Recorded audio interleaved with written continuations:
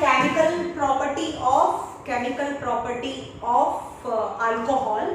Chemical property, the first of combustion, any kind of hydrocarbon. first સૌથી પહેલા આપણે જોયું, તમે બધાએ ખબર જ હશે કે 2 દિવસ પછી ટેસ્ટ છે, એમાં ઓર્ગેનિક કેમિસ્ટ્રી આવવાનું છે. તો જેટલા બી આપણે કમ્પાઉન્ડ જોયા એ બધાનું આપણે ફર્સ્ટ પ્રોપર્ટી ઇઝ કમ્બશન જોયું. તો હાઇડ્રોકાર્બન combustion, તો only two product, carbon dioxide and water vapor. The first is combustion કરીએ, C2H5OH. બધાને ખબર હશે કે આલ્કોહોલ ના કમ્બશન થી બધાને ખબર હશે કે પરફ્યુમ હોય, પરફ્યુમ ની અંદર આલ્કોહોલ હોય ને, 95% આલ્કોહોલ હોય. ઓકે, અને અહીંયા ફ્લેમ હોય અને એને સળગાવો તો એકદમ ફાયર થાય. કેમ? કારણ કે આલ્કોહોલ પોતે કમ્બસ્ટિબલ છે. યસ, when the alcohol ને સળગાવો એટલે કે ઓક્સિજન સાથેની reaction, when the carbon dioxide and water vapor બને, CO2 plus H2O બને. હવે કાર્બન અહીંયા કેટલા છે? 2 છે, તો અહીંયા 2 કરો. ઓક્સિજન કેટલા થયા? 2 2 4, તો અહીંયા 2 અને 2 છે, તો અહીંયા 2 2 4 કરવા પડે. 2 2 4, તો કેટલા થાય અહીંયા? તો અહીંયા 3 કરો અને અહીંયા બી 3 કરો, તો અહીંયા બેલેન્સિંગ થઈ જાય. ઓકે, હાઇડ્રોજન 5 + 1 6 છે, તો 3 2 6 કરવાનું. તો ઓક્સિજન કેટલા થાય? 2 2 4, 5 6 7. Oxygen 3 2 6 and 7. Yes, this is a combustion. Any combustion of alcohol, only two product, carbon dioxide and water vapor. Any hydrocarbon, only two compounds. Now second is first. યાદ રાખવાનું, તમારે શું કરવાનું, કોઈ બી any kind of the compound, alcohol ની વાત કરીએ તો પહેલા લાઈન થી યાદ રાખવાનું છે કે કોની સાથેની રિએક્શન કરવાની છે. First is combustion, second is sodium સાથેની રિએક્શન. ફર્સ્ટ ઇઝ combustion એટલે ઓક્સિજન સાથેની રિએક્શન, સેકન્ડ સોડિયમ સાથેની રિએક્શન, થર્ડ PCl3 ફોસ્ફરસ ટ્રાઇક્લોરાઇડ સાથેની રિએક્શન, સેકન્ડ કોન્સન્ટ્રેટેડ H2SO4 સાથેની reaction. That is very important, જેને ટિક મારવાનું છે તમારી ટેક્સ્ટબુકમાં. નંબર 5, એની કોપર ઓક્સાઇડ સાથેની રિએક્શન, જે આપણે જોઈ લીધું છે. તમને ખબર છે આપણે કન્વર્ઝન કરતા હતા તો પહેલા આલ્કેન હોય, C2H6 હોય, તો એમાંથી શું બનાવતા હતા? આલ્કોહોલ બનાવતા હતા. આલ્કોહોલના ઓક્સિડેશનથી આલ્ડીહાઇડ બને. મેં તમને આ લાઈનની લખાઈ છે. આલ્ડીહાઇડના ઓક્સિજનથી એસિડ બને. Right? Is a sequence. Okay, પણ આપણે કરતા આપણને ખબર છે કે C2H6 છે, એમાંથી આપણે એનું ક્લોરિનેશન કરતા હતા તો C2H5Cl બનતું હતું. બરોબર? હવે એનું KOH સાથેની રિએક્શન કરો તો C2H5OH પ્લસ KCl બને. હવે એની CuO સાથેની રિએક્શન કરીએ, કોપર ઓક્સાઇડ સાથેની રિએક્શન કરીએ તો બને આલ્ડીહાઇડ, યાની આલ્ડીહાઇડ એની CHO, બે કાર્બન વાળો CHO, એટલે આલ્ડીહાઇડ એટલે મિથેન ઇથેનાલ, એટલે કે CH3CHO બને. CH3CHO અને CH3CHO એટલે અહીંયા આલ્ડીહાઇડમાં શું છૂટું પડે? જેટી પડે. અને અહીંયા છે એસિડિલેટેડ પોટેશિયમ ડાયક્રોમેટ, K2Cr2O7 થી કરો. તમને આ મેં કરાયું છે બહુ બધી વખત. આલ્કોહોલની કોપર ઓક્સાઇડ સાથેની રિએક્શન કરો તો આલ્ડીહાઇડ બને, પણ આલ્કોહોલની K2Cr2O7 સાથેની રિએક્શન કરો તો એસિડ બને, CH3COOH બને. આ મેં કરાવ્યું છે, લખાયું છે, બહુ વાર થયું છે. રાઈટ? હવે આનો જ યુઝ કરવાનો છે. તમે અહીંયા ઊભા છો. રાઈટ? તો કોપર ઓક્સાઇડ સાથેની reaction, first is copper oxide સાથેની રિએક્શન, એટલે કે એક રિએક્શન તો આ છે, અને બીજી છે એસિડિફાઈડ K2Cr2O સાથેની રિએક્શન, K2Cr2O7 સાથેની રિએક્શન. અને 7 નંબર છે એસ્ટરિફિકેશન. ટોટલ 7 chemical properties છે. તો first is combustion, second sodium સાથેની રિએક્શન, થર્ડ PCl3 સાથેની reaction, fourth concentrated sulphuric acid સાથેની રિએક્શન, ફિફ્થ કોપર ઓક્સાઇડ સાથે reaction, six number acidified K2Cr2O7 potassium dichromate સાથેની રિએક્શન, અને last esterification. Total 7 reaction of alcohol. Now let's see what kind of, આપણે પહેલું તો જોઈ લીધું કમ્બશન તો જોઈ લીધું, ઓક્સિજન સાથેની reaction, that is combustion. Now second reaction sodium સાથેની રિએક્શન જોઈએ. સોડિયમ સાથેની રિએક્શનમાં શું બને? અહીંયા આપેલું છે સોડિયમ સાથેની રિએક્શન. તમને એવું કે C2H5OH આલ્કોહોલ છે, એની સોડિયમ સાથેની રિએક્શન કરો તો H જ છૂટું પડે, એટલે કે C2H5ONA અને H2 રિલીઝ થાય. પણ H તો અહીંયા એક જ હતો, H2 રિલીઝ થયું એટલે અહીંયા 2 કરવું પડે, એટલે અહીંયા 2 કરવું પડે, તો એને પણ 2 થઈ ગયા તો 2 કરો. તો આને કહેવાય શું કહેવાય? ઇથાઇલ. આને કહેવાય સોડિયમ ઇથો ઓક્સાઇડ. સોડિયમ ઇથોક્સાઇડ કહેવાય એને. શું કહેવાય? સોડિયમ મિથાઇલ ઇથાઇલ કહેવાય ને, એટલે ઇથો. સોડિયમ ઇથોક્સાઇડ કહેવાય. બે વખત O ની લખવાનું, ઇથોક્સાઇડ. Sodium ઇથોક્સાઇડ and hydrogen is released when it is reacted with sodium. Now PCl3 સાથેની reaction. Second is PCl3 સાથેની reaction. તો જોઈએ અહીંયા C2H5OH plus PCl3 સાથેની reaction. તો આ ખાલી H જ નીકળે, H3PO4 અને Cl આની સાથે આવે, Cl જ ખાલી આની સાથે જતું રહે. તો C2H5 અને Cl. હવે અહીંયા Cl3 છે તો અહીંયા Cl1 છે તો અહીંયા 3 કરવું પડે. 3 કરવું પડે તો આ 3 બને, કારણ કે અહીંયા 3 થઈ ગયું. તો H3P1 H3PO4 H3PO3 બને, H3PO3 બને. તો આને કહેવાય ઇથાઇલ ક્લોરાઇડ અને આને શું કહેવાય? PO4 બી હોય અને PO3 પણ હોય, તો આને ફોસ્ફેટ કહેવાય અને આને ફોસ્ફાઇટ કહેવાય. અચ્છા, અથવા તો જે વધારે છે ઓછામાં રસ અને વધારેમાં રીક, તો આ ઓછું છે એટલે આને કહેવાય ફોસ્ફોરસ એસિડ. તો ફોસ્ફોરસ એસિડ અમે 9th સ્ટેન્ડર્ડમાં શીખવાડ્યું છે તમને બધું, રાઈટ? એની PCl3 સાથેની reaction. fourth very important concentrated sulfuric acid સાથેની reaction. When C2H5OH and concentrated sulfuric acid યાદ રાખો, C2H5OH એની આલ્કોહોલ છે અને concentrated sulfuric acid છે, but when excess of alcohol, જ્યારે આલ્કોહોલ બહુ બધું છે એની અંદર થોડું concentrated sulfuric acid એટલે કે આનું પ્રપોર્શન ઓછું છે. બે પ્રોસેસ છે, પહેલા આલ્કોહોલ વધારે હોય અને concentrated sulfuric acid ઓછું હોય અને 140 ડિગ્રી સેલ્સિયસે ગરમ કરીએ, શું છે?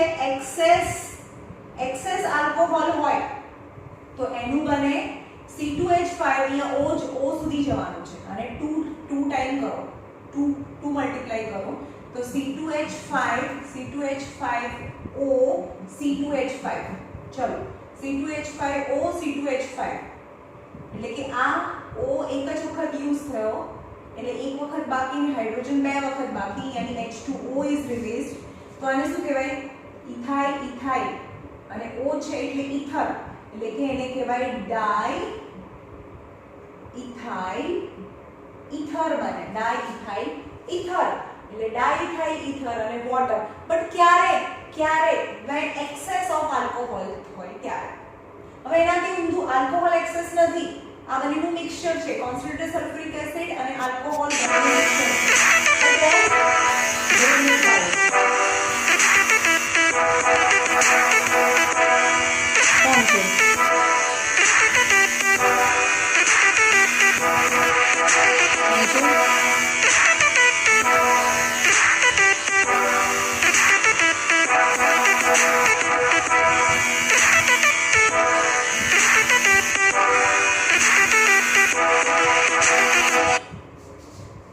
ચાલુ છે વિડિયો જોવા દો ભાઈ. હા ચાલુ છે. ચાલો હવે સેકન્ડ છે કે આલ્કોહોલ છે એ એક્સેસ નથી, H2SO4 એક્સેસ હોય તો પ્રોડક્ટ ડિફરન્ટ થઈ જાય. હાઉ? જોઈએ same C2H5OH but concentrated H2SO4 which is excess, એને એક્સેસ માં લઈ લો તો પ્રોડક્ટ શું થાય? તો પ્રોડક્ટ C2H4 બને. H4 એટલે આમાં એક H વધ્યો અને H2O રિલીઝ થાય, એની જસ્ટ ડબલ તો E બને, તો ઇથિલિન ગેસ રિલીઝ થાય. તો સેમ કોન્સન્ટ્રેટ યાદ રાખજો, અહીંયા આગળ કોન્સન્ટ્રેટ સેમ હોય, concentrated sulfuric acid, but concentrated sulfuric acid excess, then the product is different, right?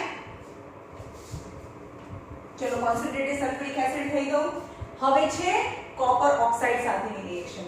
when vapor of ethyl alcohol, એટલે કે ethyl alcohol ની વેપર છે, વેપર ને heated copper oxide માંથી પાસ કરવાની છે, right? તો copper oxide C2H5OH એની vapour છે, એને કોપર ઓક્સાઇડ પરથી પાસ કરો. ગરમ પહેલા ને 300 ડિગ્રી સેલ્સિયસે કોપર ને ગરમ કરી દેવાનું, રેડ હોટ 300 ડિગ્રી સેલ્સિયસ. પછી જે આલ્કોહોલ છે એની વેપર ને પાસ કરો, then they react with each other and form copper plus water release થાય. અને આપણને ખબર છે કોપર ઓક્સાઇડ સાથે શું બને? આલ્ડીહાઇડ બને. આલ્ડીહાઇડ બને મતલબ CH3CHO, બે કાર્બન વાળો આલ્ડીહાઇડ, મિથેન ઇથેન ઇથેનાલ કહેવાય, એને ઇથેનાલ આલ્ડીહાઇડ બને. ઓકે, બટ સેમ આલ્કોહોલ નું K2Cr2O7, તો ડાયરેક્ટ આલ્કોહોલ માંથી એસિડ બને C2H5OH. રાતના 8 વાગી ગયા છે. C2H5OH અને ઓક્સિડેશન કરવાનું. હમણાં જે આ કોપર સાથે રિએક્શન કર્યું, that is also oxidation, but in a different condition.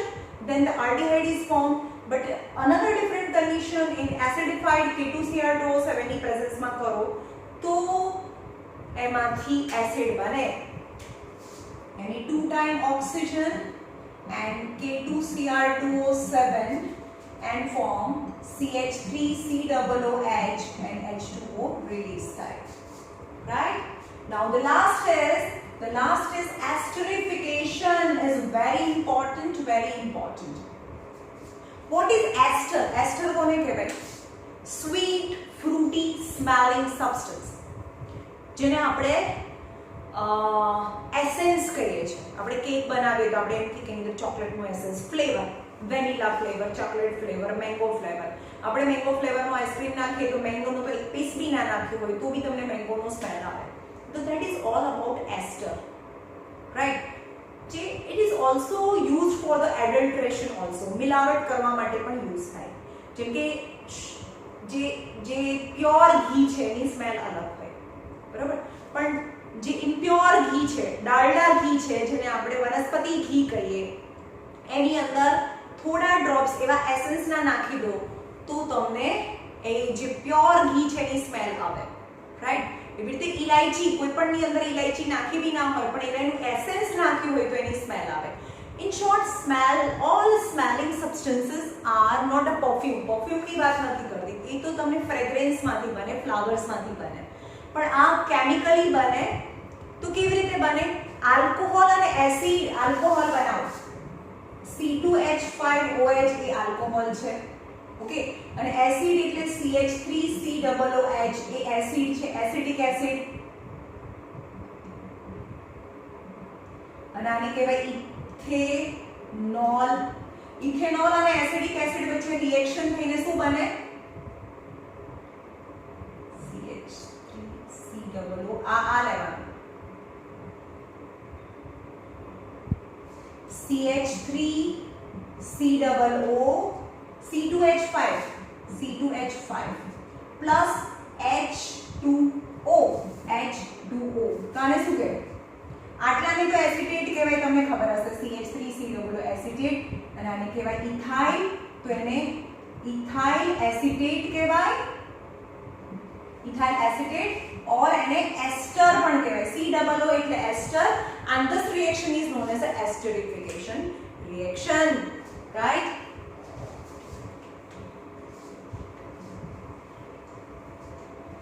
હવે એના યુઝેસ જોઈ લઈએ ફટાફટ. એટલે અહીંયા આલ્કોહોલ પતી જાય, આલ્કોહોલ જો બીજું પણ બાકી છે એના યુઝેસ. સ્પ્યુરિયસ આલ્કોહોલ. ચલો, યુઝેસ ઓફ આલ્કોહોલ. આલ્કોહોલ ક્યાં ક્યાં યુઝ થાય? એઝ અ ડ્રિંક, યુઝ થાય. It is purified and diluted and it is used as a drink in the form of whiskey or a beer. As a solvent,